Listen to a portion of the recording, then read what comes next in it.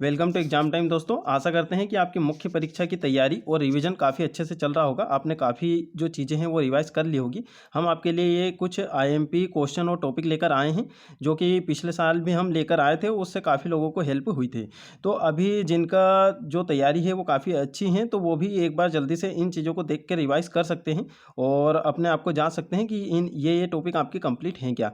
और जो अभी पहली बार मुख्य परीक्षा दे रहे हैं उनके लिए काफ़ी हेल्पफुल है। उनसे भी यहाँ पर सारे जो मुख्य परीक्षा के जो प्रश्न हैं वो सारे बन जाएंगे अगर वो इन टॉपिक को अच्छे से कंप्लीट कर लेते हैं। और इनके अलावा भी आपको जो जो टॉपिक लगते हैं वो आप अच्छे से कर सकते हो। तो ये हमने कुछ एनालिसिस करके आपके लिए क्वेश्चन लेके आए हैं, तो इन क्वेश्चनों को आपको जल्दी जल्दी से रिवाइज कर लेना है, क्योंकि अब आपके पास में पूरा रिवीजन का टाइम है, ना कि अब डिटेल स्टडी का है। तो आप चाहें तो इनके कुछ शॉर्ट टाइप में कुछ बना के रख सकते हैं। आपको हम बता देंगे किन किन चीज़ों के आपको शॉर्ट टाइप बना के रख लेना है, ताकि आप जब एग्ज़ाम देने जाओ तो आप जल्दी से रिवाइज कर पाओ 1-1.5 घंटे में। और बाकी सब्जेक्ट के भी हम जल्दी ही वीडियो लेकर आएंगे, और अभी कुछ कुछ वीडियो हमने अपलोड कर दी हैं, वो भी आप देख सकते हो। देखिए, विश्व भूगोल में आपको क्या क्या तैयार करना है। विश्व भूगोल में आपका जो सिलेबस में दे के रखा है पर्वत, पठार, नदियाँ, तो इस प्रकार की चीज़ें दे के रखी हैं। तो जितनी भी पर्वत श्रेणियाँ हैं उसको आप एक वर्ल्ड का मैप बना के उसमें दर्शा सकते हो। वहाँ पे दो दो चार चार उनके पॉइंट लिख सकते हो। तो उनमें आपको ये तैयार करना है कि जो भी पर्वत श्रेणियाँ हैं उनका सबसे उच्च शिखर कौन सा है, उसे 3 मार्कर आ सकता है। उसकी अवस्थिति कहाँ पर है, तो ये तो आप महाद्वीप में जब उन्हें दर्शाओगे, ऐड करोगे, तो आपको पता ही चली जाएगा। और उनकी ऊंचाई भी आप याद कर सकते हो, और कुछ विशेष उनके कुछ तथ्य रहते हैं वो आप यहाँ पर, जैसे किस प्रकार के खनिज या किस प्रकार की वहाँ पे कोई जनजाति पाई जाती हो, कुछ भी विशेष चीज़ें आप बता सकते हो। पठार में भी यही करना, अवस्थिति कहाँ है, स्वरूप, और कुछ विशेष जो चीज़ें हो। मैदान में भी आपको यही करना है। तो देखिए, इनसे क्या है, इनसे आपके 3 मार्कर क्वेश्चन आ सकते हैं पर्वत, पठार, मैदान से। कुछ यहाँ पर 5 मार्क के क्वेश्चन भी आ सकते हैं, कि जैसे कि अमेरिका, दक्षिण अमेरिका से संबंधित प्रमुख पठारों का वर्णन कीजिए, या फिर दर्शाइए या बताइए, या फिर उत्तरी अमेरिका की प्रमुख पर्वत चोटियाँ बताइए। इस प्रकार से कुछ भी आपसे पूछा जा सकता है। तो ये जो टॉपिक है इससे बिल्कुल डेफिनेटली आपसे क्वेश्चन पूछा जाएगा। अब कुछ यहाँ पर 11 मार्कर के लिए कुछ आईएमपी चीज़ें हमने यहाँ पर आपको बताई है जो अभी तक पूछी गई है। जैसे कि आप देखोगे, प्लेट विवर्तनिकी सिद्धांत 2 से 3 बार पूछा गया है।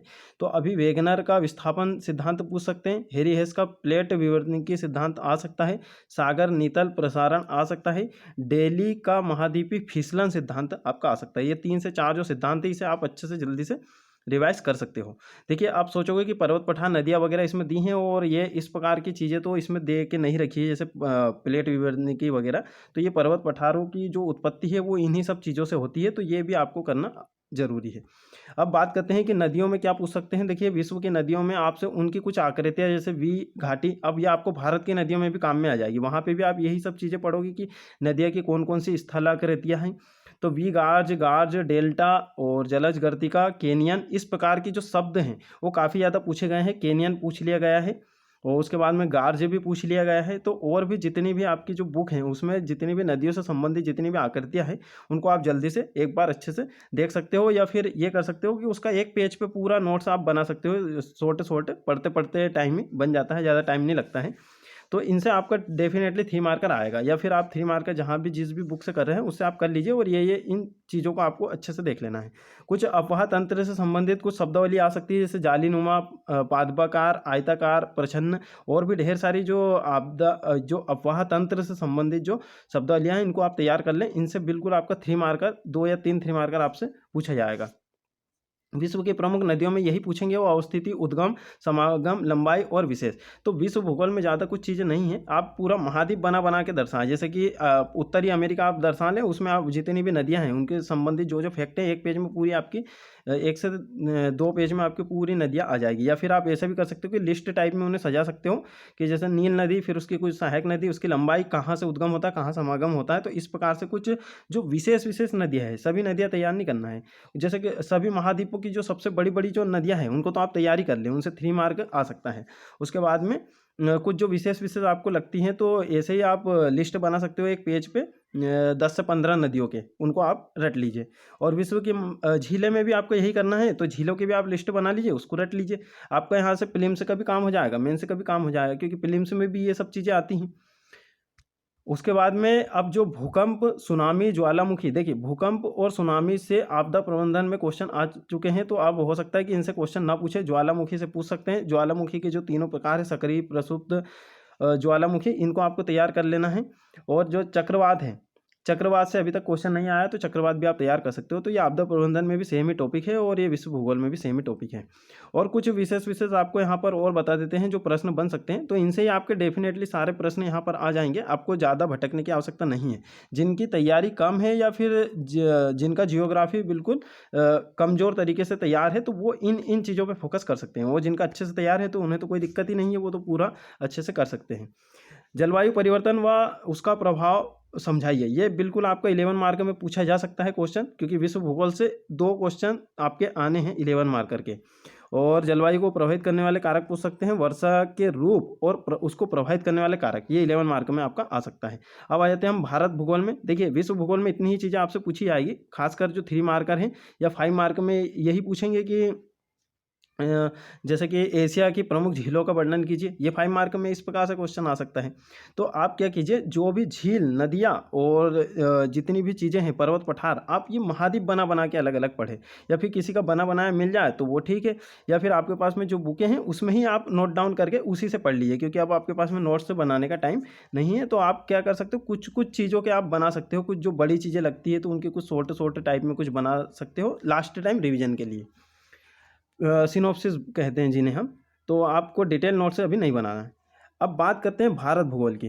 तो भारत भूगोल में कुछ 3 मार्कर हमें यहाँ पे समझ में आया है कि इनसे आपके जो 3 मार्कर हैं बिल्कुल डेफिनेटली आएंगे। कुछ जो दर्रे हैं, भारत के जितने भी दर्रे हैं और घाटियाँ हैं, हिमनद हैं और झील हैं, इनसे आपके 3 मार्कर पूछे जा सकते हैं। और कुछ यहाँ पर प्रश्न आपको बता देते हैं, देखिए कैसे कैसे अभी तक भारत भूगोल से जो भू आकृतिक चीज़ें हैं उनसे प्रश्न पूछे गए हैं। तो ये बहुत ही मोस्ट इंपॉर्टेंट टॉपिक है आपका, इसी से 2 से 3 प्रश्न आपके आ जाएंगे भारत भूगोल के। जो भू आकृतिक प्रदेश है, जैसे उत्तर का मैदान, प्रायद्वीपीय मैदान और उसके बाद में पश्चिमी घाट, पूर्वी घाट, ये सबको अच्छे से तैयार करना है, इनसे आपके प्रश्न आते हैं। और देखिए यहाँ पे कैसे कैसे प्रश्न आए, देखिए हिमालय के बारे में पूछा गया था एक 2016 में, उत्तर के विशाल मैदान के बारे में पूछा गया था 2015 में, भारत के प्रमुख द्वीप के बारे में भी क्वेश्चन आ चुका है 2014 में, और प्रायद्वीपीय भारत के बारे में 2016 में ही पूछा था, महान हिमालय के बारे में पूछा था 2017 में। तो इसी के आधार पर कुछ IMP चीज़ें हमने यहाँ पर आपको बता रहे हैं। जैसे पश्चिमी घाट, पूर्वी घाट में अंतर अभी तक नहीं पूछा, ये कर लीजिए। और बांगर खादर में अंतर पूछ सकते हैं। तिब्बत ट्रांस या तिब्बत हिमालय का वर्णन कीजिए। हिमालय का प्रादेशिक वर्गीकरण पूछ सकते हैं। और देखिए अभी इसके पहले क्या है, कर्नाटक पठार, दंडकारण्य क्षेत्र, ये पूछे जा चुके हैं। तो अब ये पूछे जाने की संभावना है पंजाब हरियाणा मैदान, राजस्थान मैदान, गंगा मैदान, थार मरुस्थल, इनके बारे में अभी क्वेश्चन आ सकता है। और कुछ इंपॉर्टेंट क्वेश्चन है वो आपको यहाँ पर बता देते हैं। देखिए कुछ और इंपॉर्टेंट है, जलवायु प्रदेशों का वर्णन कीजिए, ये आपका आ सकता है 11 मार्क में भी आ सकता है, 5 मार्क में। और कोपेन का जलवायु प्रदेश बहुत ही ज़्यादा IMP क्वेश्चन है, ये आप बिल्कुल तैयार कर लीजिए, आ सकता है। और मानसून का तापीय संकल्पना सिद्धांत, तो ये देखिए जेट स्ट्रीम और अल नीनो सिद्धांत आ चुका है। तो अब ये हो सकता है कि तापीय संकल्पना सिद्धांत अब वो पूछ लें, या गद्यात्मक सिद्धांत के बारे में क्वेश्चन आ सकता है। तो ये आप इन्हें अच्छे से कर सकते हो। अल नीनो का भारतीय मानसून पर क्या प्रभाव है, इस प्रकार का क्वेश्चन अभी तक नहीं आया है और ये काफ़ी ज़्यादा इंपॉर्टेंट है। और देखिए अभी भारत के तांबा क्षेत्र पूछ लिए, बॉक्साइट क्षेत्र पूछ लिए हैं, उसके बाद में और भी जो क्षेत्र हैं वो पूछ लिए गए हैं। बाकी अभी तक लौह अयस्क क्षेत्र नहीं पूछा गया है और ये काफ़ी ज़्यादा IMP है। यूरेनियम उत्पादक क्षेत्र का वर्णन कीजिए, ये भी काफ़ी ज़्यादा IMP है।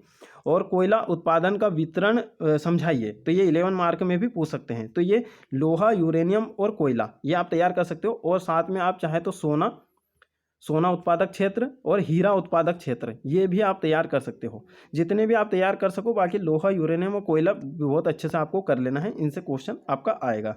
अब बात करते हैं नदियों से। देखिए नदियाँ में अभी कौन कौन से क्वेश्चन जो पूछे गए हैं और अब किस प्रकार से पूछे जा सकते हैं। जैसे सिंधु नदी अफवाह तंत्र को समझाइए, ये सिंधु नदी अफवाह तंत्र अभी तक नहीं पूछा है। गंगा नदी अफवाह तंत्र पूछ लिया गया है। और ब्रह्मपुत्र नदी प्रणाली को समझाइए, ये भी अभी तक नहीं पूछा गया, पूछे जाने की संभावना है। अरब सागर में गिरने वाली नदियों का वर्णन कीजिए, अरब सागर में जितनी भी नदियाँ गिरती हैं उनका वर्णन कीजिए। इस प्रकार का आपका 5 या 11 मार्क में क्वेश्चन आ सकता है। बंगाल की खाड़ी में गिरने वाली नदियों के बारे में आ सकता है। पूर्वी और पश्चिमी प्रायद्वीप नदियों में अंतर, पूर्वी और पश्चिमी जो प्रायद्वीपीय नदियां हैं जो पूर्व की तरफ गिरती हैं और इधर जो पश्चिम की तरफ गिरती हैं, तो उनमें कुछ अंतर आपका आ सकता है। जैसे कोई डेल्टा बनाती है और कोई आपका एस्चुरी बनाती है, इस प्रकार से। और नदी परियोजना से अभी तक क्वेश्चन नहीं आए हैं, तो नदी परियोजना अब आपसे पूछ सकते हैं। जैसे सबसे फेमस है दामोदर नदी बेसिन, फिर फरक्का बैराज परियोजना, भाखड़ा नागर, और उसके बाद में केन बेतवा लिंक परियोजना वेरी मोस्ट है, क्योंकि अभी इसकी बजट में भी चर्चा की गई है, तो यह आपको अच्छे से कर लेना है, केन बेतवा लिंक परियोजना। अब देखिए इसके आने की संभावना क्यों है, क्योंकि ये एमपी से भी रिलेट करती है और जो भारत का जो बजट है उसमें भी इसकी चर्चा की गई है और काफ़ी ज़्यादा ये इंपॉर्टेंट हो जाती है। तो इससे संबंधित जितने भी फैक्ट हैं वो जरूर आप पढ़ के जाएँ। अब नेक्स्ट हम बात करते हैं कि वन से संबंधित कौन कौन से क्वेश्चन आपसे पूछे जा सकते हैं। तो देखिए वन, अभी भारत भूगोल में ही हम चल रहे हैं, तो वन में इस प्रकार का क्वेश्चन आ सकता है कि भारत में वनों का वर्गीकरण 11 मार्क में आ सकता है, क्योंकि ये 5 मार्क में तो आ नहीं सकता ये क्वेश्चन, तो ये 11 मार्क में आपसे पूछ सकते हैं भारत में वनों का वर्गीकरण। तो उष्णकटिबंधीय, शीतोष्ण, इस प्रकार के सारी जो चीज़ें हैं उनमें दो चार चार आप फैक्ट जल्दी से तैयार कर लें या रिवाइज कर लें, जहाँ भी आपने नोट्स बना के रखे हों, और नोट्स नहीं भी बनाए हो तो भी आप अपनी जो बुक है उसमें ही टिक मार्क कर लीजिए। और राष्ट्रीय वन नीति 1952 और 1988, इन दोनों में से कोई सी वन नीति आपसे पूछ सकते हैं। कुछ थी मार्क के लिए आईएमपी चीज़ें जैसे मृदा अवक्रमण, बंजर, जलाक्रांत मृदा, और बांगर खादर, और ह्यूमस 2017 में पूछ चुके हैं। तो इस प्रकार की जो भी मृदा से संबंधित जो शब्दावली आपको दिखे उनको भी आपको तैयार कर लेना है। मृदा से संबंधित मृदा के प्रकार को समझाइए, इस प्रकार के क्वेश्चन नहीं पूछा है, पूछ सकते हैं। और केंद्रीय भूमि संरक्षण बोर्ड और मृदा स्वास्थ्य कार्ड योजना, ये आपसे पूछ सकते हैं। तो मृदा से अभी तक ज़्यादा कुछ क्वेश्चन नहीं पूछे गए हैं, मृदा से केवल 3 मार्कर ही पूछे गए हैं, तो आप चाहें तो मृदा वाला टॉपिक छोड़ भी सकते हैं। उसके बाद में यहाँ पर जनसंख्या से बिल्कुल डेफिनेटली आपका क्वेश्चन आएगा, भारत में जनसंख्या वृद्धि की अवस्थाओं को समझाइए। तो कौन कौन सी क्या क्या अवस्था रही है, 4 अवस्थाएं रही हैं भारत में जनसंख्या वृद्धि की, तो वो आपको पढ़ लेना है अच्छे से। और जितने भी साक्षरता, लिंगानुपात, इन सब की शॉर्ट डेफिनेशन आपको तैयार कर लेना है। इनकी जो डेफिनेशन है वो पूछ सकते हैं, वो 5 मार्क में भी आ सकता है। लिंगानुपात से संबंधित 5 मार्क में भी क्वेश्चन पूछ सकते हैं। और नेक्स्ट ये कि जनसंख्या घनत्व का क्षेत्रीय प्रतिरूप को समझाइए, तो ये काफ़ी ज़्यादा इंपॉर्टेंट है, अभी तक नहीं पूछा गया है, तो ये आप तैयार कर सकते हो। देखिए खाद्य प्रसंस्करण से अभी तक क्वेश्चन नहीं पूछे गए हैं, एक भी क्वेश्चन नहीं आया है। अभी 2019 में ही एक क्वेश्चन पूछा था कि खाद्य प्रसंस्करण क्या है, बस ये। तो अब खाद्य प्रसंस्करण तो आपको पूरा ही तैयार कर लेना है, क्योंकि ये आपका प्रीलिम्स में भी है और ये तो आपने पढ़ के ही रखा होगा। इसका क्या प्रकार हैं, क्या चुनौतियां हैं, मेगा फूड पार्क योजना क्या है, और कहाँ कहाँ मेगा फूड पार्क प्रस्तावित है या कहाँ कहाँ स्थापित किए जा चुके हैं कुछ योजना, और खाद्य प्रसंस्करण से संबंधित कुछ संस्था। तो ये पूरा आपको अच्छे से तैयार कर लेना है। और प्रीलिम्स में आपने ये चीज़ें अच्छे से पढ़ी होगी, बस एक बार आपको रिवाइज करना होगा। अब देखिए जल एवं आपदा प्रबंधन में क्या क्या आपके लिए आईएमपी है। भारत में भूजल की वर्तमान स्थिति पर प्रकाश डालिए, तो वर्तमान स्थिति पर प्रकाश डालिए, इस प्रकार का क्वेश्चन डेफिनेटली आपसे पूछा जा सकता है। और पेयजल आपूर्ति के साधनों को समझाइए, ये पेयजल आपूर्ति के साधनों को समझाइए, इस प्रकार से आपका एक क्वेश्चन आ सकता है। और पेयजल आपूर्ति हेतु संचालित योजनाएं, देखिए इसमें इस प्रकार के क्वेश्चन शामिल किए गए हैं जो ज़्यादा संभावना बन रही है जिनके आने की। और आपको जैसे हमने पहले ही बता दिया कि मेंस में क्वेश्चन रिपीट होने की बहुत कम संभावना होती है, यानी कि हम 5% या 7% मान सकते हैं कि रिपीट होते हैं, रिपीट नहीं होते हैं क्वेश्चन। जल की गुणवत्ता मापक के तत्व लिखिए, गुणवत्ता मापक तत्व आपसे पूछ सकते हैं। और BIS द्वारा भी कुछ मानक निर्धारित किए गए हैं, वो भी आप तैयार कर लें। जल प्रबंधन एवं संरक्षण के समक्ष प्रमुख जो चुनौतियां हैं, तो इसको करंट डाटा से लिंक करके आप लिखें, है ना। जो अलग अलग जो संस्था हैं या फिर अलग अलग जो भी नीति आयोग हैं, ये इस प्रकार की जो रिपोर्ट आती हैं, उन रिपोर्ट का आप यहाँ पर वर्णन जरूर करें। पारंपरिक जल संरक्षण तकनीकों का वर्णन कीजिए, इस प्रकार से आपका क्वेश्चन पूछ सकते हैं। कुछ 3 मार्कर में देख लेते हैं। वाटर फुटप्रिंट, ये आपका 5 मार्क के लिए भी ज़्यादा आईएमपी है कि वाटर फुटप्रिंट क्या है, भारत में वाटर फुटप्रिंट को समझाइए। गीजर के बारे में आ सकता है। सतही और भूजल में अंतर भी आ सकता है, 3 मार्क में भी पूछ सकते हैं। स्कंदर प्रसाधन और क्लारिनेशन, सीवेज ट्रीटमेंट, चरम घटनाएं, प्रकोप। और देखिए ये आपदाओं से संबंधित, तो आपदा में आप एक वो जो सामुदायिक योजना वाला जो टॉपिक है और सुरक्षित निर्माण वगैरह, तो ये वाले टॉपिक आप छोड़ सकते हैं, इनसे प्रश्न ज़्यादा नहीं आते हैं। कुछ यहाँ पर आपदा में आपको बता देते हैं। जैसे आपदा में अभी तक भोपाल गैस त्रासदी पूछ लिया गया है, चेरनोबिल त्रासदी पूछ लिया है, उसके बाद में उत्तराखंड की बाढ़ 2 से 3 बार पूछ लिया गया है। तो वही जो क्वेश्चन है वापस से नहीं पूछेंगे। अब बारी है इनकी जम्मू कश्मीर की बाढ़ 2004 की, चेरनोबिल त्रासदी 1986। अब ये क्यों पूछ सकते हैं, क्योंकि आपको पता ही रूस यूक्रेन अभी वार चल रहा है, तो वहाँ पे चेरनोबिल परमाणु संयंत्र वहाँ पे स्थापित है कीव के पास में। तो ये आपसे बिल्कुल डेफिनेटली आपसे ये वाला क्वेश्चन बन सकता है इसमें आपदा प्रबंधन में। तो वहाँ पे खतरा मंडरा है, वो उज्जैन त्रासदी, देखिए अभी मध्य प्रदेश से संबंधित आपका जो भोपाल गैस त्रासदी वो पूछ ली गई, बाकी उज्जैन की त्रासदी अभी तक नहीं पूछी गई। तो ये डेफिनेटली आपसे ये वाला क्वेश्चन आ सकता है, 5 मार्क में भी आ सकता है, 3 मार्क में भी आ सकता है। वो आएगा तो जहाँ तक है 5 मार्क में आपका आएगा। इलाहाबाद कुंभ भगदड़ 2013 ये नहीं पूछा है, और जो केरल में बाढ़ आई थी 2019 में, तो ये भी काफ़ी ज़्यादा IMP है। और अभी आप एक और तैयार कर लें, विशाखापट्टनम, विशाखा, ठीक है। अब ये आपको क्यों बता रहे, विशाखापट्टनम में जो गैस रिसाव हुआ था अभी 1 साल पहले, वो आपको तैयार करना है। ये आपको पूछ सकते हैं, कुछ कोरोना से रिलेटेड भी कुछ आपसे पूछा जा सकता है। बाकी विशाखापट्टनम और केरल ये आप अच्छे से तैयार कर ले, और चेरनोबिल, ठीक है। तो यहाँ पे जितने भी टॉपिक आपको बताएं ये आपको अच्छे से तैयार कर लेना है, जिनसे डेफिनेटली आपका यहाँ पर क्वेश्चन आपको देखने को मिलेगा। भारत के बाढ़ प्रभावित क्षेत्रों का वर्णन कीजिए। देखिए बाढ़ प्रभावित क्षेत्रों का वर्णन अभी तक नहीं पूछा है, भूकंप और सुनामी से क्वेश्चन आ चुका है, बाढ़ से अभी तक नहीं आया है। सूखा प्रभावित क्षेत्रों का वर्णन कीजिए, इस प्रकार से आ सकता है। भूस्खलन का भी क्वेश्चन नहीं आया है, ये भी आपसे पूछ सकते हैं। आपदा प्रबंधन चक्र को समझाइए, वेरी मोस्ट IMP है, और ये आपका बिल्कुल 5 मार्क में क्वेश्चन आ सकता है। और अगर ये क्वेश्चन आता है बिल्कुल आप अच्छे से इस प्रकार का आप प्रोसेस डायग्राम बना के, इस प्रकार का प्रोसेस डायग्राम बना के बिल्कुल अच्छे से वहाँ पे दर्शाएं। और आपदा प्रबंधन अधिनियम 2005 के प्रावधान लिखिए। आपने ये चीज़ देखी होगी, जो चीज़ें मेंस में आती है वो अगले साल प्रीलिम्स में आती है, और जो प्रीलिम्स में आती है वो अगले साल मेंस में आती है। जैसे कि राष्ट्रीय विषाणु विज्ञान संस्थान के बारे में 2019 मेंस में पूछा था, वही क्वेश्चन आपका फिर प्रीलिम्स में 2020 में आपका आ गया था। अब आपका 2020 में आपने देखा होगा प्रीलिम्स में पूछा था कि आपदा प्रबंधन एक्ट कब आया, तो 2005 में आया। अब ये मेंस में आपदा प्रबंधन अधिनियम 2005 के प्रावधान आपसे बिल्कुल डेफिनेटली पूछेंगे। उसके बाद में राष्ट्रीय आपदा प्रबंधन नीति 2009, तो इनमें क्या करना है, कुछ 5 से 6 पॉइंट आपको याद कर लेना है। आपदा प्रबंधन प्राधिकरण जो एक राष्ट्रीय स्तर का है, राज्य स्तर का है, जिला स्तर का है, तीनों आपको तैयार करना है, इनकी संरचना भी तैयार करना है। और उससे भी ज़्यादा एक वेरी मोस्ट IMP क्वेश्चन ये है, आपदा प्रबंधन का PRRP प्रतिरूप समझाइए। इसको भी आपको बिल्कुल अच्छे से डायग्राम के फॉर्म में आपको दर्शा देना है। तो ये आपका आपदा प्रबंधन कंप्लीट। सुरक्षित निर्माण वगैरह आपको ये चीज़ें नहीं करना है, ये नहीं पूछते हैं, क्योंकि वो जो चीज़ें हैं वो सब प्रैक्टिकल चीज़ें हैं। अब सुदूर संवेदन से आपका किस किस प्रकार से क्वेश्चन आ सकता है। देखिए अभी ये नई यूनिट है, एक हिसाब से देखा जाए तो पुरानी यूनिट भी है, क्योंकि ये पहले आपका पेपर नंबर 3 में थी। तो फिर भी देखिए आप इससे किस किस प्रकार के पूछ सकते हैं कि सुदूर संवेदन के घटक लिखिए, 5 मार्क में आ सकता है। सुदूर संवेदन डाटा नीति 2011 5 मार्क में आ सकता है। सुदूर संवेदन की प्रक्रिया के चरणों का विस्तार से वर्णन कीजिए, ये आपका 11 मार्क में आ सकता है। उसके बाद में बात करते हैं कि GIS भौगोलिक सूचना तंत्र के प्रकार लिखिए, प्रकार पूछ सकते हैं, घटक पूछ सकते हैं, इसके कुछ उपयोग पूछ सकते हैं, और उपयोग में कुछ बाधाएं पूछ सकते हैं कि उपयोग में क्या क्या अभी बाधाएं आ रही है, चुनौतियां आ रही है। GPS ग्लोबल पोजिशनिंग सिस्टम की बुनियादी अवधारणा पूछ सकते हैं। GPS की कार्य प्रणाली पूछ सकते हैं, किस किस प्रकार से ये कार्य करता है, तो अच्छे से आप बिल्कुल फ्लो चार्ट के माध्यम से दर्शा सकते हो। 11 मार्क में क्वेश्चन आ सकता है कार्य प्रणाली वाला। भारतीय क्षेत्रीय नेविगेशन उपग्रह प्रणाली IRNSS के उपयोग लिखिए, ये आ सकता है। और गगन प्रणाली क्या है, इसके अनुप्रयोग समझाइए, ये आपसे बिल्कुल डेफिनेटली पूछ सकते हैं।